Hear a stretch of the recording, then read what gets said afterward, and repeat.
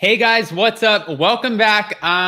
This is such an exciting day. First of all, happy Friday, everybody, because this is the end of the week for most people, including myself and Jason, who's behind the wall. You guys know he already is, and he's in the chat room.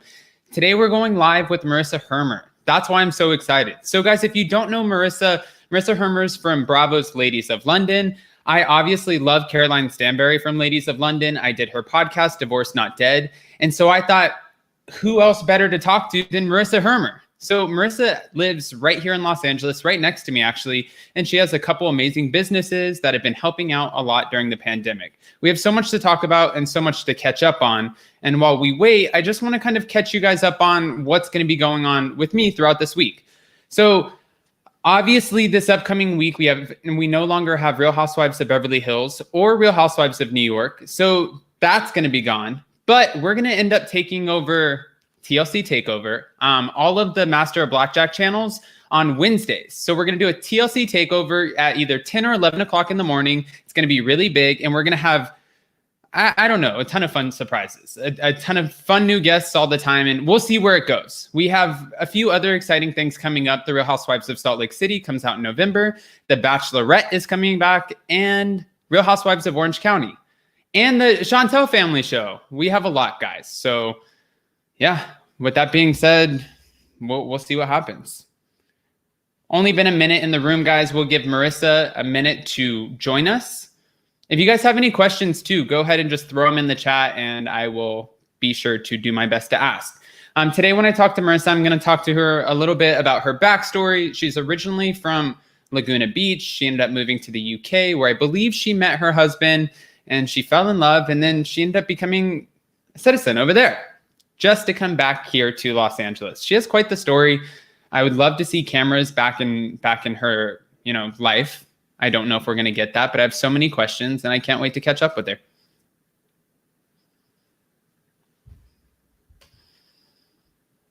Hi, good morning.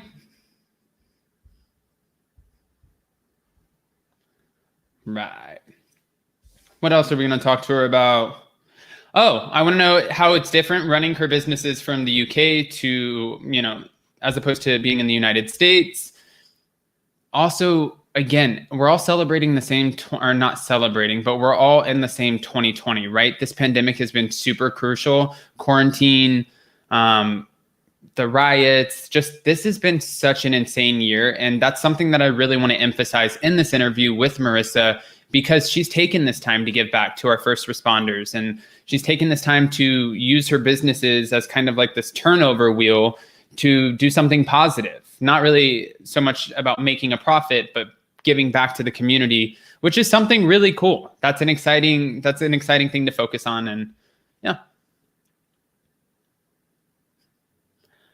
Marissa. Any minute. Let me check my phone just in case.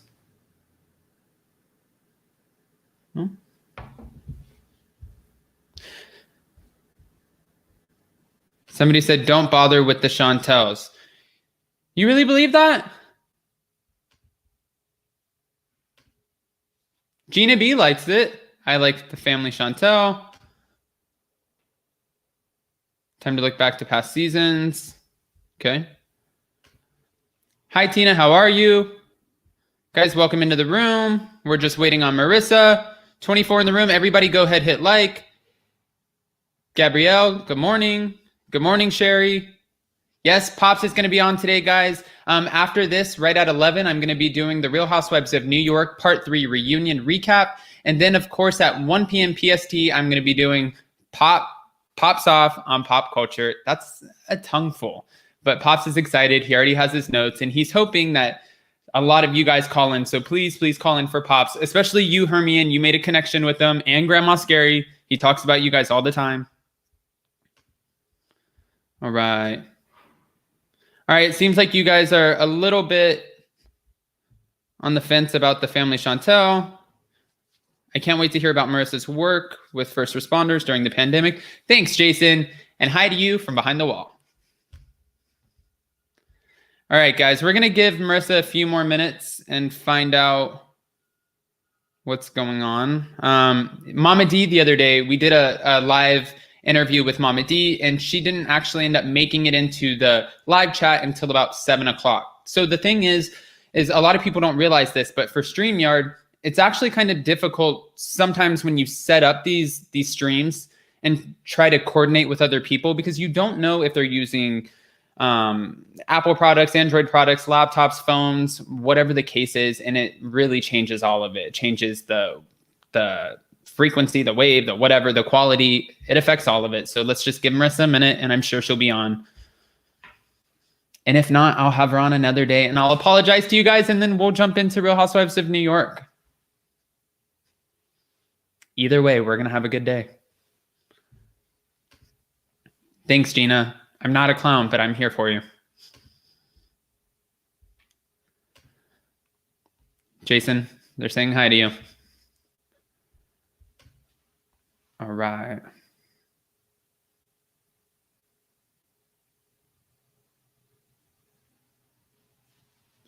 Any minute, 34 in the room. Everyone hit like I'm not a good singer. Okay. I can go over what our topics are today for Popping Off with Pops. I'm sorry, guys. We're waiting in the room for Marissa Hermer to come in. Again, we have a lot of exciting stuff to talk about. I want to talk about her experience filming with the Ladies of London, what it's like after having the cameras out of her life, how her family's adjusting back in the United States, how she met her husband, and pretty much her whole backstory. There's a lot that I want to talk to her about, so I hope Marissa makes it in. Jason said she's hopping on now. All right. So we're about to get started.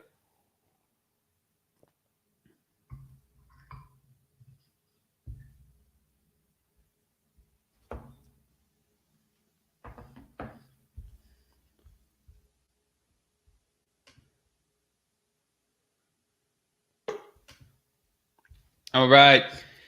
All right, guys, if you haven't already, make sure you like this video. We have a few people in the room, and Marissa's here. So I'm going to give Marissa a second to get situated, and then we're going to bring her up.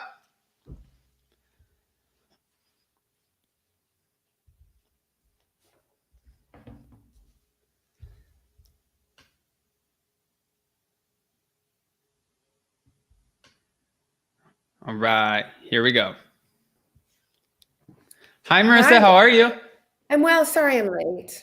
No, you're okay. I was downloading Chrome. Listen, you're a busy woman. You're a mom. You have multiple businesses. We just are so happy to have you here. Nice to be here. Good morning. Good morning. So I know, of course, I know that we're a few minutes into it already, and I don't want to keep all your time because you have a lot going on, but can I just start off by saying good morning, and can we brief the viewers, anybody who's been, I like to say this, living under a rock and who hasn't seen Ladies of London, as to who you are? My name is Marissa Hermer. I was a Lady of London. Now I'm a Lady of Los Angeles, although lady is probably not the right title anymore. I am an owner-operator of restaurants, a mother of 3, and surviving this pandemic, mostly. Yeah. I feel like I'm surviving. On a Monday, I am definitely not surviving. Well, I was actually just bragging on you while we were waiting for you to come into the room, because you have 2 businesses right here in Los Angeles, Olivetta and the Drake Cot, correct? Yes. And during this pandemic, you've actually been using your businesses to give back a lot, I believe, to the first responders? First responders and the frontline workers. We've actually been overwhelmed with the support of our community. We set up a GoFundMe, You Give, We Cook, They Eat, where our local Angelinos and actually people from around the world have been donating funds to support this give back program. We make meals for $12 each, and we deliver them, several drops weekly to local hospitals, first responders, and those in need. So how did you get into this? And were you, obviously you were affected the same way as far as your businesses when everybody else had to close down their restaurants. Yeah, you did too.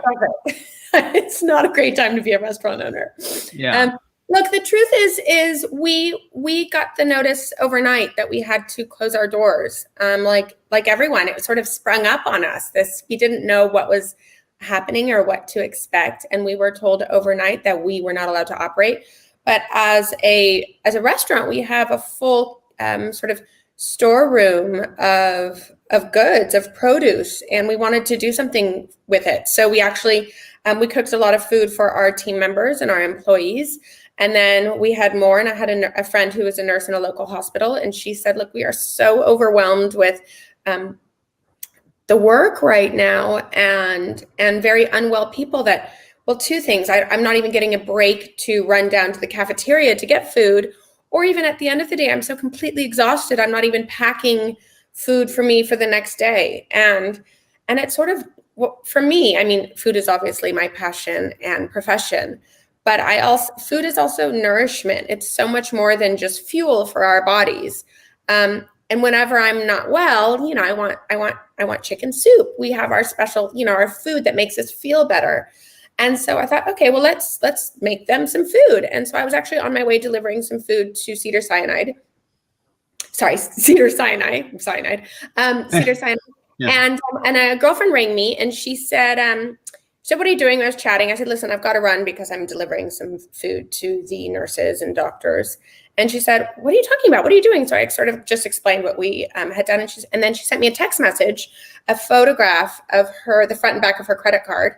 And she said, please put $2,500 on this. I would like to take care of your next several deliveries. Aww. And I was so overwhelmed and touched and sort of, and also I was like, well, I don't want to take your money. Like, what are you talking about? You know, I hadn't worked through that this was actually could be a program. And she said, no, actually, please do, because you can do something. And right now I can't. I'm being told to sit on the couch and watch Netflix and play puzzles and stay inside. But you actually are an essential worker, and it can keep your team working, because right now, who knows when they're going to be able to work again, and, you know, open for operation. And it'll nourish the frontline workers and the first responders. And when we made our first couple of deliveries, it really was that. It was all of the hospital workers and actually all the firefighters. Yes, they were delighted to have lunch, but they were also so moved that people that they didn't know wanted to support them as they're doing these heroic jobs. So that's sort of how it started.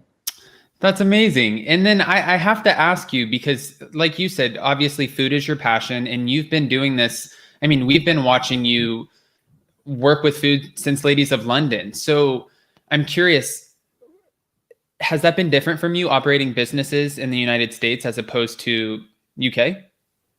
Very much so. Look, yes, people eat differently. People go out differently, but also the operations of a business, the labor laws are different here. HR laws are different there. So everything is completely different. Wow. But I mean, that's, I think, what I love about this business, or my husband and I both love it. It's constantly changing. And as soon as you get comfortable in something, something new comes up. Now, that's sort of what we're like. We call ourselves firefighters because we're constantly putting out fires, but we're also always learning something new and being forced to dig deep and be creative and come up with a new plan. And so it's a joy. I mean, we love opening and operating restaurants in America, and certainly in Los Angeles, because it's our hometown now. It's where we're on the ground. But also, I was born in Southern California. And so it's so fun to sort of tap back into my childhood roots and understand, okay, this is how Californians and Angelinos like to dine. But also this is how no one has dined here before, but what we love in London and Europe, and maybe what we're going to sort of add into the mix. Well, and especially Olivetta has such a great location, by the way. My fiance and I, we pass it all the time. Okay. And yeah, but I'm sure that has to be hard, that whole transition coming back. And especially we watched you in your whole journey on Ladies of London, where you were going through and really kind of putting in your roots in London. And then just for us to watch you in the end come all the way back to Southern California, where you're from Laguna Beach, correct? Yes. Yeah. Okay. And come all the way back. This has been an adventure for you. So can we ever expect to see cameras back in your life, maybe? Now that you have these businesses here in Los Angeles? Yeah, I wouldn't rule it out. I mean, I'm working on a television show right now, but I wouldn't rule it out. I wouldn't rule it out. Okay. what I became comfortable with. It's never anything that I sought out. I never really wanted to be on television. It just sort of fell in my lap. But I enjoyed the ride. And yes, as you said, it was an adventure. And that's sort of, buy the ticket, take the ride. I'm game for adventures. So maybe. Well, you said that obviously it's something that you became used to. And if you're kind of playing around with a pilot of something new now, then the cameras are something that you became comfortable with. Did that take a minute for you to adjust to having the cameras around? Yeah, I mean, it was like going to the moon. I mean, it was completely nothing like I had ever done before. But equally, I think we're all chameleons, right? I mean, I got used to it very quickly. And it was fun. And I loved our team, and the crew were our dear friends. And, you know, my fellow ladies of London were my dear friends. So ultimately, we were just girls hanging out, having most of the time a wonderful time. And, you know, someone was snapping pictures along the way.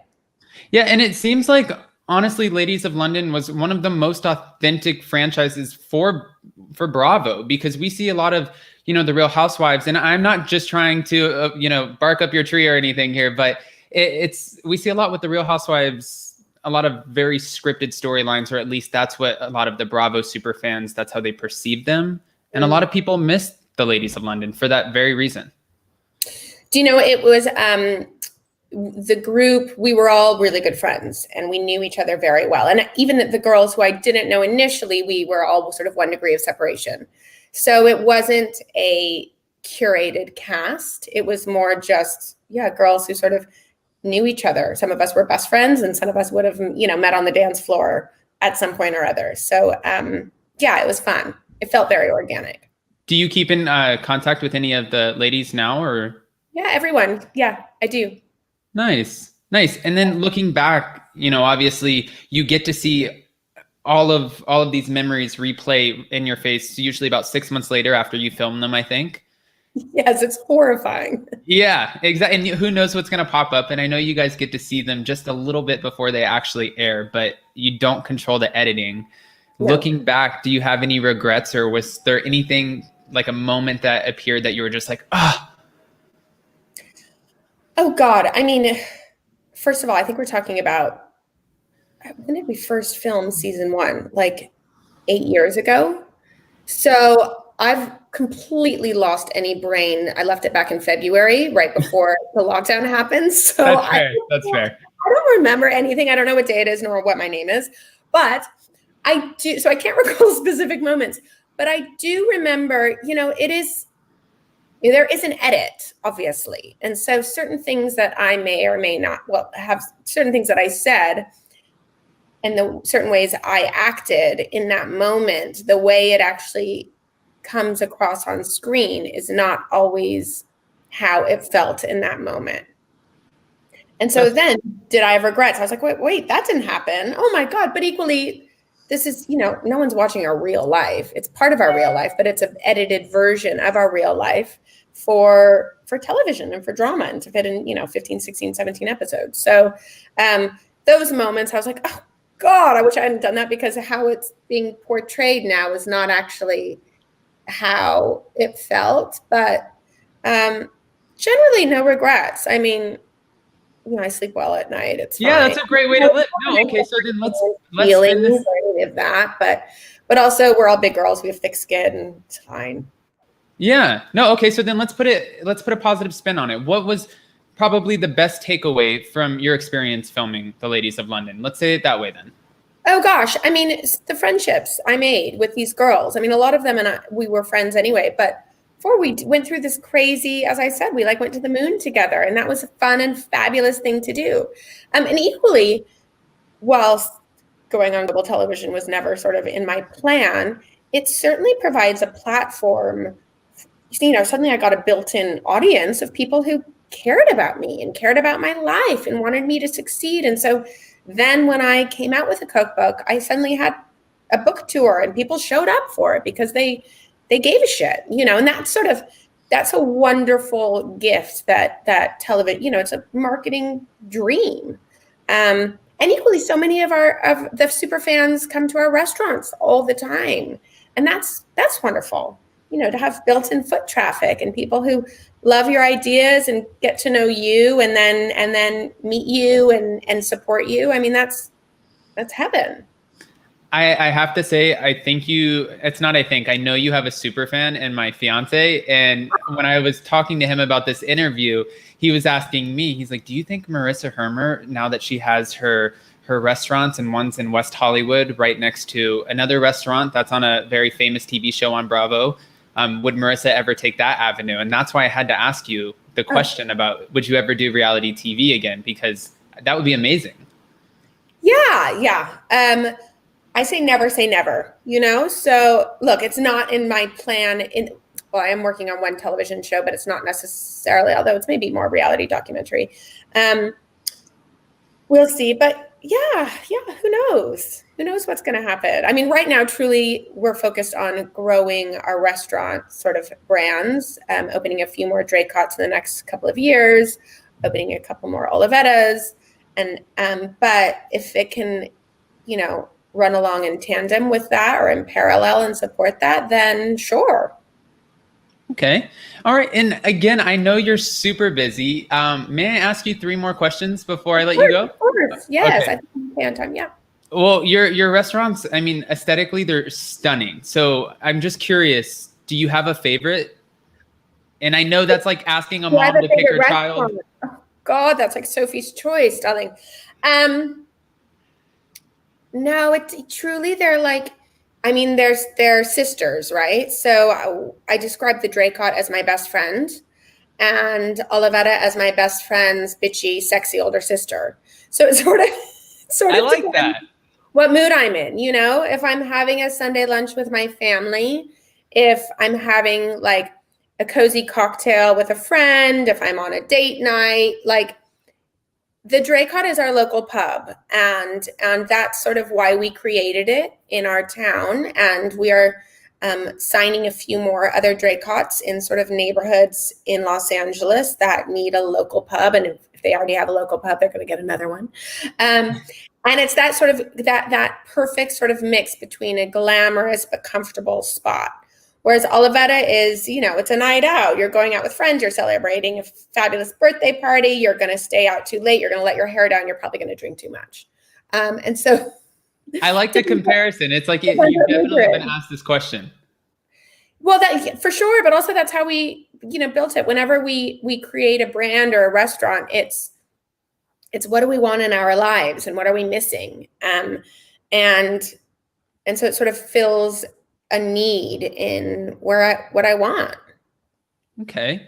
Well, and then I guess my second question is, and I know you say never, and that's fair because who knows what's going to happen in this life. But true. Who knows what's going to happen tomorrow? Exactly. 2020 has, just stumped us all. But just in general, could you ever see a long-term move back to the UK, or do you feel like now that you're here, you're just dedicated to making California where it's at for the rest of your life? I mean, the truth is our children are enrolled in school here in Los Angeles. And so picking up and moving is just, they've put their roots down, as have we. And truly, we want to grow our restaurant brands here. And I love Los Angeles, and I love the lifestyle here in Los Angeles. And we still own a home in London, so we zip back to, well, not as often now, as traveling is not so easy. Well, that's fair. Yeah. But we go back to London often, and both cities feel like home. Okay. And then before I let you go, I had to ask you, just for my own fan question, is there anything that you can think of that we don't get to see, kind of a quality or a trait of yours or something about you we've never seen on camera that you wish, we knew? Oh gosh, something that you don't get to see on camera that I wish you knew.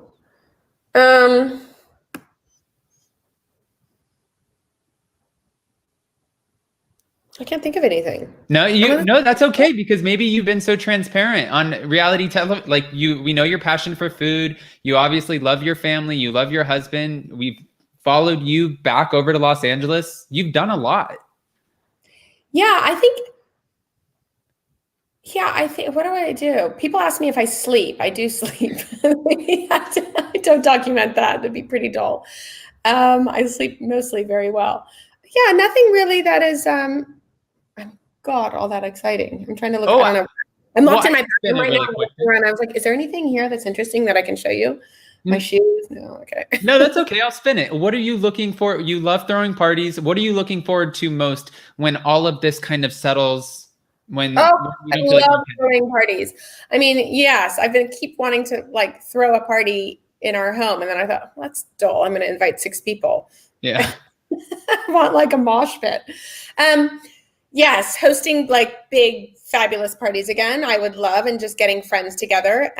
But the truth is also I feel so lucky to have Olivetta and the Drake open and operating. And whilst they are not indoor right now, we've done a pop up at the Lapeer Hotel with Olivetta, and it's all outside. And so, I mean, tonight I'll have 400 people there.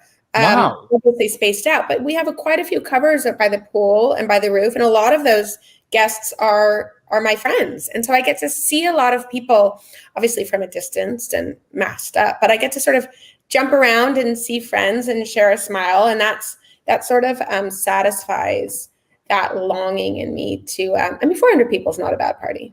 No, which is actually amazing because I think that's just such great karma for you and your businesses, especially when you have been taking the time to give back so much to the first responders and our frontline workers. That's amazing. That's great karma. And now, we have somewhere to go eat, my fiance, and I pointed out the wall because it's behind the wall. So we have to come visit you now.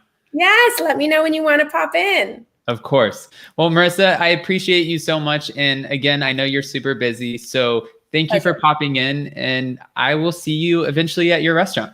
Yes, please let me know when I can help you with the table. And thank you. Have a nice weekend. Of course, you too. Stay safe. Cheers. Bye. Bye. Guys, how awesome is Marissa Hermer? If you guys don't know who Marissa Hermer is, she's amazing. She gives back so much, and she was on Ladies of London with one of my other favorite Ladies of London, Caroline Stanberry. Again, I said that.